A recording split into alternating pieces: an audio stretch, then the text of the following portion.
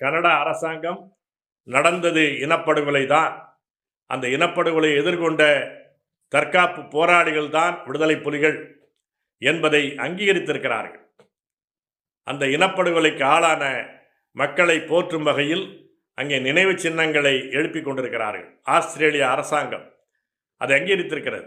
இப்படி பல நாடுகளிலே இது விடுதலை போராட்டம் தான், நடந்தது இனப்படுகொலை தான் என்பதை ஏற்றுக்கொண்டிருக்கிறார்கள். ஆனால் இந்திய அரசு இன்றைக்கு வரையிலும் எந்த நியாயமும் இல்லாமல் சட்ட நெறி அனைத்தையும் மீறி தமிழீழ விடுதலை புலிகளை பயங்கரவாத அமைப்பு என்று ஆண்டுக்காண்டு மே மாதம் அந்த தடையை நீட்டித்துக் கொண்டே இருக்கிறார்கள். இந்த மாவீரர் நாளில் நாம்